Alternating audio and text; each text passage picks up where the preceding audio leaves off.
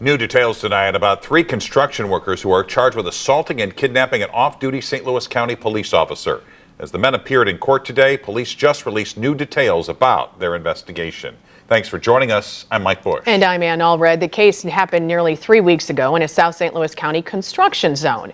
Our Justina Cornell was in court today. She joins us in the newsroom. Justina, what happened? Case involves 3 construction workers, Matthew Devlin, Garrett Gibbs, and Donnie Hurley II, who were on the job that night. Now, they claim the off-duty officer entered their workspace on September 26 on South Lindbergh Boulevard and Lee May Ferry Road and started a fight.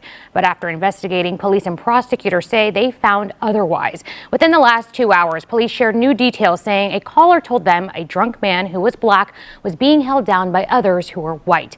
Now, when officers arrived, they placed the man in handcuffs, but they say after 10 minutes, they determined he was not the initial aggressor. They also gave him a field sobriety test, which he passed. According to court documents, witnesses told police Matthew Devlin was screaming racial slurs at the officer and a fight began. Defense attorneys argue the off-duty officer was the instigator. However, several organizations, including the Council on American Islamic Relations, have joined the NAACP in calling this case racially motivated. Well, it's something we urge anytime there's a case like this, that everyone speak out. Because when it's just one group or one minority community speaking out, there's less of an impact. But when everybody speaks out, then you can have some real change. There was some language that is purportedly used that no one should be proud of.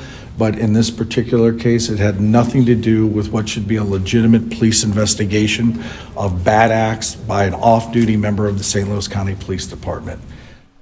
Now, all 3 men are in jail with a cash-only bond, and their defense attorneys asked for it to be reduced to include 10%. But in the last hour, we've learned there's no modification to their bond. Y'all just heard that news audio right there, and I can honestly say I am not in the least bit surprised by this at all, considering what just happened in Sarasota, Florida with that young black male and those PC men that decided they was going to harass him for walking around in his neighborhood. Here you have these 3 degenerates who are deciding they are going to harass and assault this black man who happened to be an off-duty cop. And they decided that they were just going to harass him for whatever reason and then try to lie and make it seem like they were the ones being harassed and he was the aggressor, even though they did a field sobriety test on him and it turned out this man was clean and they were the ones that were the aggressors. But what I wanted to do was add in a little bit more information with this, because while the news gave their take on it, I managed to find an article from Atlanta Black Star that actually went into even more detail to kind of fill in the spaces that the news left out. So as you can see right there on your screen in the headline, it says, "Go back to the hood with your gold chain. 3 white Missouri construction workers beat off-duty black cop with hard hat, choked him while hurling racial slurs." Now, the news clip did not mention about the quote in which they said about going back to the hood with your gold chain and the part about him being hit with the hard hat. They did mention the part about the slurs, but that's fine. Like I said, we gonna fill in the blanks that they left out. 3 white construction workers in the St. Louis area face multiple felony charges after allegedly assaulting an off-duty black police officer and shouting racial slurs at him.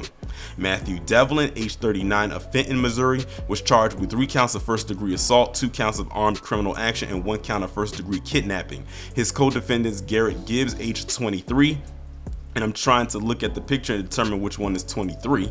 Also from Fenton, and Donnie Hurley Jr., age 42, from Arnold, Missouri, are each charged with 2 counts of first-degree assault, armed criminal action, and first-degree kidnapping. It's not clear if the suspects were aware the victim was a cop because his car was unmarked and he was dressed in plain clothes. It doesn't matter. He was black. That's all that matters. They didn't care, and even if he was a cop, they still wouldn't give a damn. It's the fact they saw a black man, probably most likely by himself, and they said, "Oh, perfect target."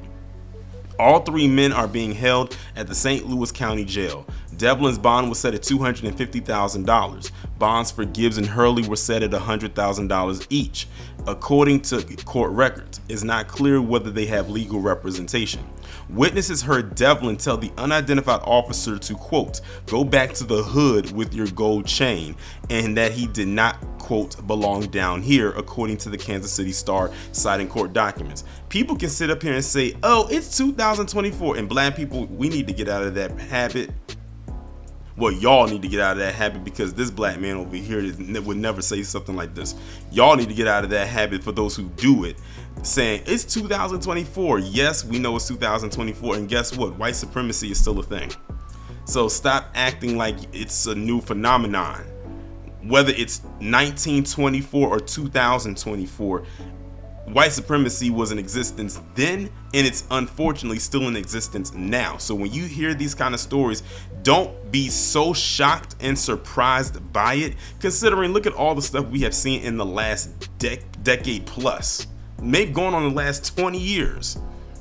So none of this should really surprise anybody. And it's crazy because this is light work compared to what we have seen. Do we need to go back to 2020? And that was just 4 years ago. And we saw all the atrocities that came from just that year alone. And that was a year when the world was, quote unquote, shut down. Go figure. Now let's get back into this.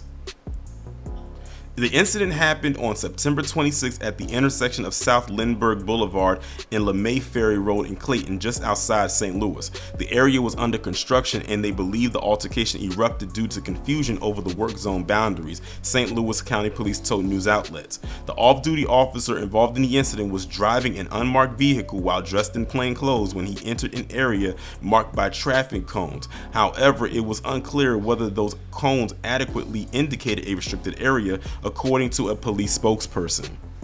An argument broke out when Devlin confronted the off-duty officer for walking into the work detail. According to witnesses, he blurted several racial slurs at the officer before he was attacked. Devlin is accused of striking an off-duty officer with a hard hat while the other suspects restrained him.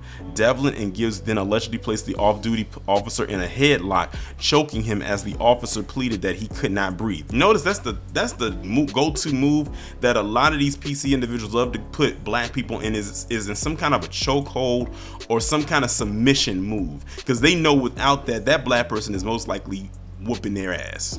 So they have to, they have to go to that.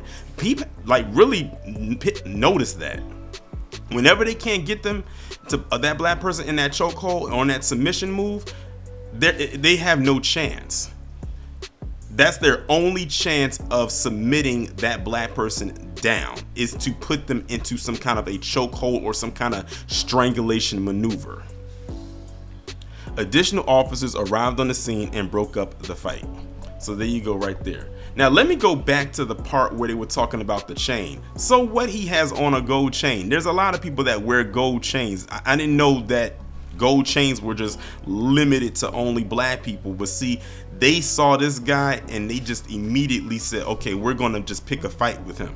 The thing is, they could have handled this a whole much better way. If they felt that the officer was infringing on whatever it was they had going on, they could have calmly dealt with this another way, but nope, they had to escalate it because they wanted to. And them calling him the slurs, that was just the icing on the cake for them. That lets you know that was intentional, and they had a personal vendetta because he was a black man.